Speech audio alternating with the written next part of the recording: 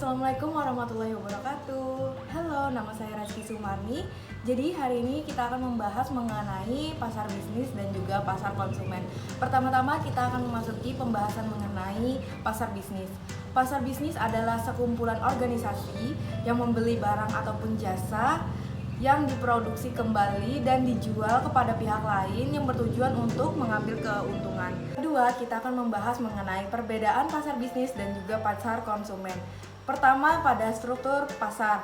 Pada pasar bisnis, pembeli cenderung sedikit namun berkapasitas jumlah besar. Sebaliknya, di pasar konsumen, pembeli cenderung banyak namun berpotensi atau berkapasitas kecil. Kedua, ada di segmen pasar. Pada segmen pasar bisnis, itu lebih berurutan dan juga terstruktur. Sebaliknya, pasar konsumen tidak terarah dan tidak terstruktur. Yang ketiga, ada karakteristik permintaan. Pada pasar bisnis itu merupakan turunan dari konsumen, jadi setiap permintaan konsumen itu merupakan potensi dan juga produk-produk bisnis dipengaruhi oleh besar kecilnya permintaan konsumen terhadap sesuatu. Keempat, ada tingkat hubungan pemasok dan pelanggan. Pada pasar bisnis, hubungannya lebih erat karena pelanggan hanya sedikit sehingga saling mengetahui. Ada proses transaksi. Pada pasar konsumen, keputusan dan proses transaksi tertentu tidak terlalu rumit, berbeda dengan pasar bisnis di mana transaksi bersifat multi-step karena kebijakan, batasan, dan juga persyaratan atau instrumen yang perlu dipertimbangkan sebelum adanya proses transaksi. Dan keenam, ada karakteristik pemasaran.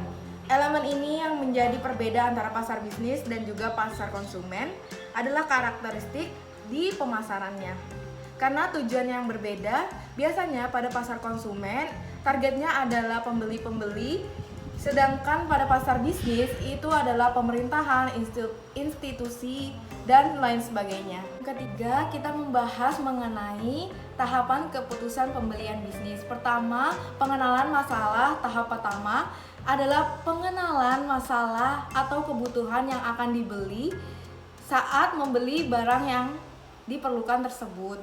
Yang kedua, ada deskripsi kebutuhan umum. Di sini adalah proses pembelian bisnis di mana perusahaan menggambarkan keunggulan dari produk yang dibutuhkan tersebut atau karakteristiknya. Yang ketiga, ada spesifik produk, di mana ini proses perusahaan menggambarkan spesifikasi terbaik untuk kebutuhan atau produk yang akan dibeli.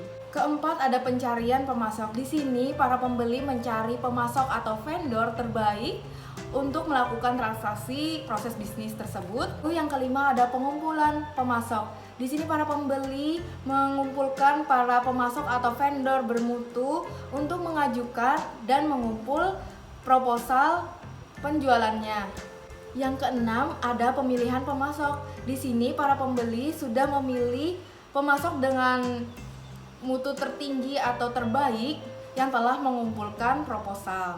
Yang ketujuh yaitu spesifikasi pesanan rutin. Di sini para pembeli menulis spesifikasi terakhir seperti kuantitas produk, kualitas produk, waktu yang dibutuhkan dalam proses pengiriman, lalu ada harga dan juga pengembalian dan jaminan apabila ada kecacatan pada produk tersebut.